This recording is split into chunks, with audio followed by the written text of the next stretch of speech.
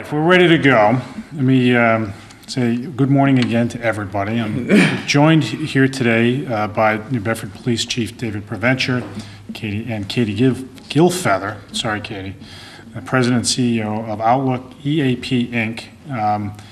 I'm pleased to announce today that the City of New Bedford was recently recognized by the Kennedy School at Harvard for having a bright idea, so-called bright idea, in its specifically with its peer helper program in the New Bedford Police Department.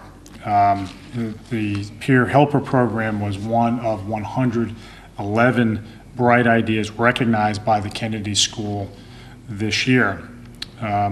Here's how it works in general. The Police Peer Helper Program, as the name implies, is a mechanism by which the police department recruits, trains, and supervises police officers at every rank in the department to reach out to their peers to reduce the stigma often associated with seeking professional counseling. This is really important, and to me, here's why. Police officers have a difficult job. As much as we praise the work of police publicly, not everyone receives the police well. The police officers go into dangerous situations all the time. They fight people all the time. It's just the nature of the job, especially in an urban environment, and they are not welcome in every place they go. That causes stress. It causes stress in very real ways that police officers have to deal with. Police officers tend to be tough guys and tough women, and that's a good thing. We don't want wilting violence as police officers, but with that comes a reluctance sometimes to reach out for help where help is needed. And the reality is, being a police officer is stressful enough that over the course of over their careers, most police officers do need to reach out to others for counseling or for at least a willing listener. And so that's where this program comes in. It breaks down it removes the stigma of having to reach out to others for help by empowering police officers in the department to reach out to their peers and to encourage them to seek out counseling. It's working. It has filled a need in our department, and it has been in place now for 20 years. And it has, as the chief will tell you, and as Katie will tell you, has worked very well. And it's being recognized by the Kennedy School as an effective program in reducing police stress and all that comes with it. So I want to thank Chief Preventure for his continuing the program and making it work. I want to thank Katie Gilfeather, who does so much for not just the police department, but employees throughout our city government and helping them work through professional as well as personal issues that affect their performance and their livelihoods. And I also, by the way, want to mention also Angela Natho, who is our city's personnel officer, for her assistance in making this a successful program. So congratulations, both Katie and Chief Preventure. And Chief, if you wouldn't mind just telling us a little bit about the program from your perspective, and then I'll have Katie come up. Thank you, Mayor. Thank you, Katie, for reminding me just how long we've been doing this. As Katie reminded me, we were speaking a little bit about it before we began. Katie and I have been involved with the Employee Assistance Program since the late 80s, and we attended the first peer counselor training session up in Framingham back then.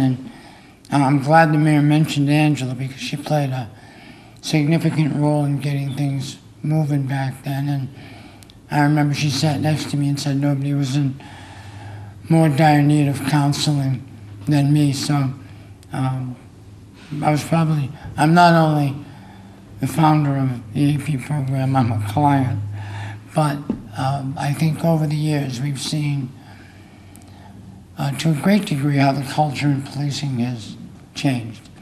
Back then, in the 80s and early 90s, that was a tough nut to crack to get officers to admit that they were seeing things and enduring things that none of us really ever expect to or should have to, but it's a part of the job.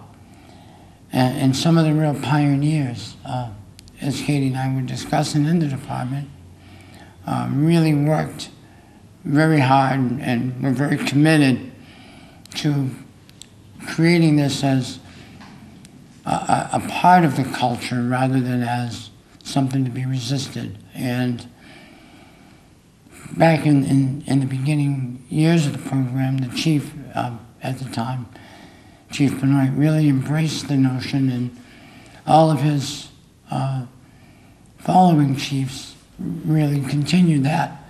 And the program flourished under their leadership and commitment to providing this type of support and assistance to the men and women who really put it on the line every day and night for the people of this community. And they recognized boldly at the time that this sort of assistance was an absolute in providing for a healthy and effective police department. And I think that's the greatest legacy that all of them share, is that I get to stand up here and talk about an award that's really 20 years in the making, and is really the product of the work of a lot of other people, and I just get to stand and take the credit for it. But people like Lieutenant Freddie Borges, Joe Manise, Mike Piva, and a host of names that are just too lengthy to list. But there have been a core group of individuals who have really dedicated a lot of their own, and really what you have to take into this is all volunteer time.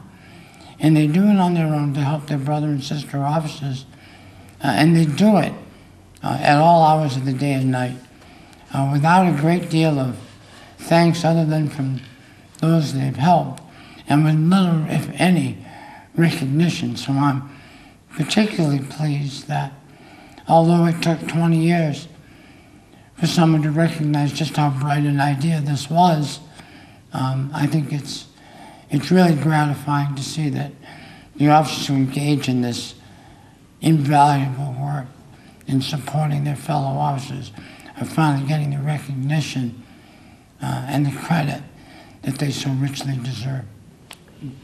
And thanks, Chief. Katie?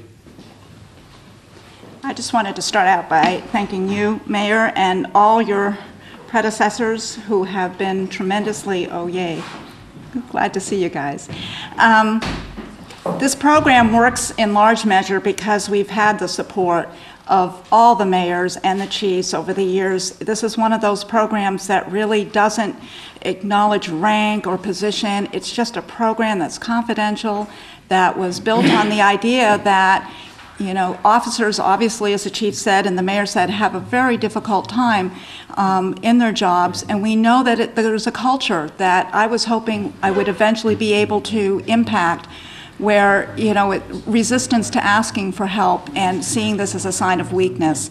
And I think that having a program in place where the peers can get this training and get the support, and then having a professional resource like the EAP, that we serve as that link to helping these peers reach out to their officers. They're trained in communication skills, they're trained in basic counseling skills, substance abuse, addiction.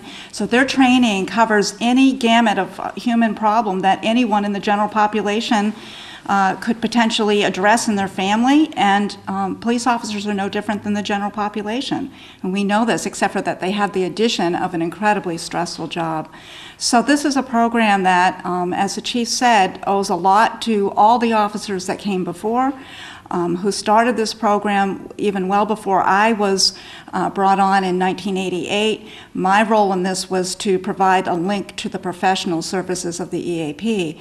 But I know that it's successful when I find out that officers have been helped and we had nothing to do with it.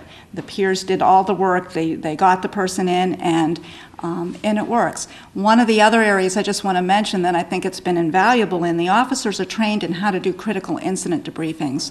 And a critical incident is a situation in which an officer would encounter a very distressing, disturbing incident, death of a child, or certain types of situations where, you know, the human heart was just not intended to have to see these things and hear these things. And we know that providing support shortly after an incident makes a huge difference in how quickly the officer rebounds and gets back to a sense of normal. And so the peer helpers are trained in getting the officers together and really run the debriefing with the support of the EAP. But it's their show, it's their program, and they do an awesome job of it. And when the officers are leaving, initially you get this kind of response of, I don't know if I want to be here, you know, why do I have to be here? This is just all part of the job. And when the officers are leaving, they say, wow, man, that was really helpful. Thank you. I really got something out of that. And so we know that just introducing the notion that if you have emotions as an officer in your job, that's normal. We would want you to have emotions. And that counseling and support is there for you. You don't have to create a stigma around it. And I think the culture in the department's really changing and continues to change thanks to all the work of the peer helpers who are here. Yay. Thank you. Thank you, Kay. I just want to take a moment to introduce some of the people who've really done a lot of the hard work and are currently really at the point on this issue in the department. And the EAP program led by Lieutenant John Schaubs, Officer Anne-Marie Lefebvre, and Detective Chris Carter, who really do a great deal of work. And I'm going to put Anne-Marie on the spot. I can't think of anybody. Anne-Marie, I've known Anne-Marie since 1989. And I have never known her to be at a loss for words. So now we're going to test that theory. And I'd just like to have Anne-Marie tell you a little bit about her perception of how she sees the AP in its role from a provider. Anne-Marie? Okay, I joined Employee Assistance Program back in 1988, and I was interviewed by Katie Gilfeather myself, so I've been involved for 24 years now, and I just find the program very, very, very helpful. I know it basically started years ago as more of an alcohol program, but since then it has evolved into more than just that. Like, I think domestic issues, any type of drug issues, family counseling issues, and on that road. And I just find it very, very helpful, and I think it has evolved a lot. I know officers were very leery about coming to their peers earlier, 20 years ago or so. Now they're reaching out to us. They call us, they need help, then we reach out to Katie and Jason. And I really think it's helped the department on a whole, keeps the officers more healthy. They have an outreach to go to. We teach health and wellness, to try to, work out, go to the gym, eat healthy, and it gives an officer a more well-rounded person that way. And I just want to thank the city for allowing such a program, because it's definitely very beneficial to everybody. And it's very open, and I just really, really want to thank you very much. Thank you, Anne-Marie. Thank these guys, too. And thanks, Chief and Katie. And I'd like to thank Lieutenant Schaubs, who's been very involved with me, and Detective Chris Carter. Great. Thanks, Anne-Marie. Great. Thanks, Anne-Marie. So that's it for our press conference. Be happy to take questions if you have any. Chief, are these the only 3 officers involved at this time, or are there more who No, receive training? there are a lot more. Unfortunately for me, there was a scheduling screw-up that obviously must be my fault. So, Is it 12? 12 right now. 12. There are Yeah, 12 so it's- officers at the moment. It's been up to 20 at one point. yeah.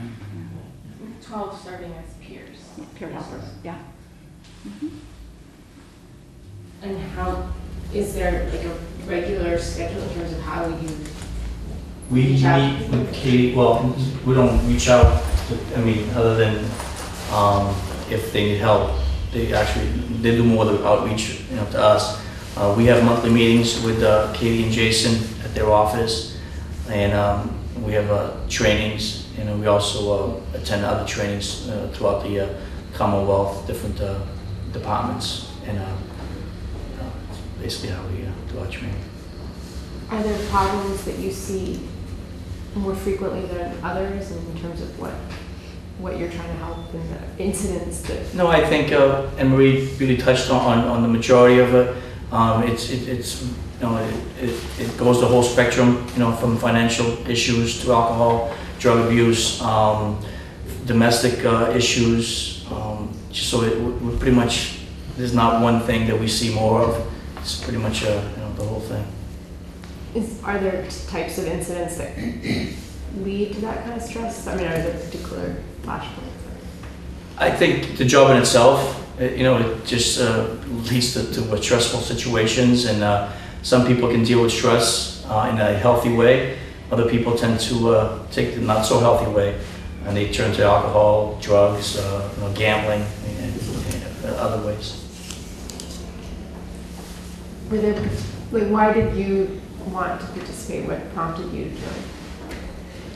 Well, I remember being interviewed by Katie, and I just wanted to help people.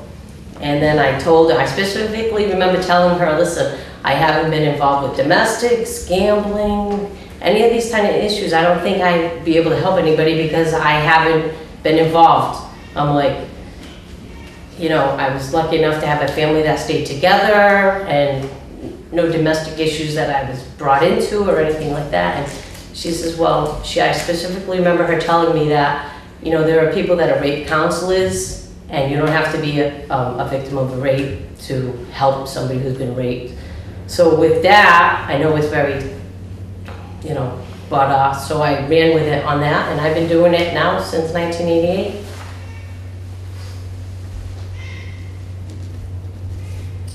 Okay. Thank you, everybody. Really appreciate it. It's a great I program. have one question for you. Sure. From your perspective as mayor, does this make a better police department? Oh, I think it does, yeah. So, as I mentioned earlier, these officers and their colleagues on the department have a very tough job. They run into difficult situations, into dangerous situations routinely. They can tell you stories until the cows come home about dangers they've confronted going into houses or down alleys or in other places where they've had to fight people, they've had to confront people with knives or other weapons, and that causes stress. You just think about having an experience like that and then having to get up the next morning and go back to work again and do the same thing again. That would wear on anybody. And it's, as I said before, police officers are tough people. They're tough men and tough women, and we want tough people in those positions because it requires a high degree of toughness, more than most professions. But tough people tend not to reach out for counseling, and so even though tough people need it. And so what this does really is enables them to de-stress, to decompress, and to put things into perspective, and in that way makes them more productive professionals. Good. All right, thanks everybody.